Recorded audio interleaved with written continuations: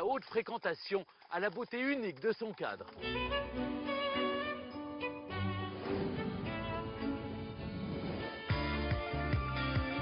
Et ce cadre à la beauté unique au monde, le voici à la 6e place de votre classement. Blotti, au creux de la côte d'Albâtre, le village d'Étretat, en Haute-Normandie, exhibe ses charmes d'exception. André est amoureux de ce village et n'hésite pas à le faire savoir. Sur le front de mer, il est d'ailleurs loin d'être le seul. Étretat, village préféré des Belges. Voilà. Bonne journée, merci. Je vous en prie, bon séjour. Une passion contagieuse, et pourtant Étretat n'a pas toujours eu cette cote. Il faut attendre le 19e siècle pour que le destin du village bascule. D'abord les Parisiens qui viennent, ils reviennent, ils tombent sous le charme de la station.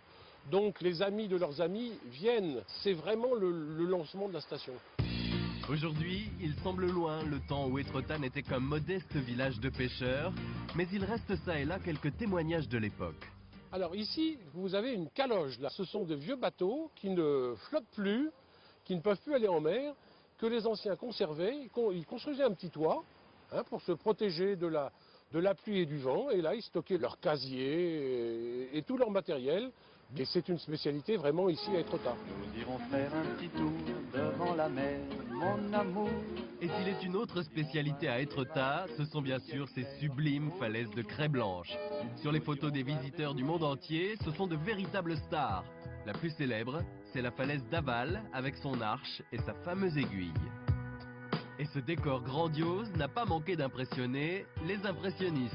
Claude Monet, le premier, qui a consacré au village pas moins d'une 50aine de toiles. Salut Isabelle, salut l'école de peinture d'Étretat.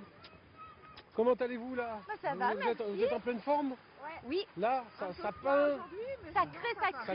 Sacré. Oh là là. Sacrée journée.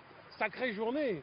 De l'humour, mais aussi de la concentration pendant les cours de peinture d'Isabelle. Ici, chaque semaine, on peint à la manière des impressionnistes. On n'est pas dans l'exactitude du paysage, on est dans l'interprétation. Et on sort de nos ateliers, comme ils l'ont fait à leur époque. C'est très bien. Claude Monet est là alors?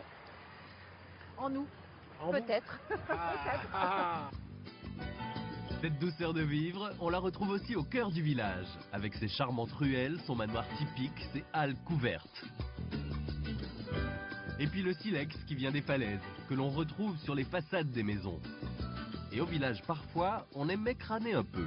Quand on avait un petit peu d'argent à Étretat, puis qu'on voulait montrer à son voisin qu'on en avait un peu plus que lui, on mettait du silex noir dans la construction de la maison. Un autre qui pouvait fanfaronner avec sa sublime maison, c'est l'écrivain Maurice Leblanc. C'est le plus grand des voleurs.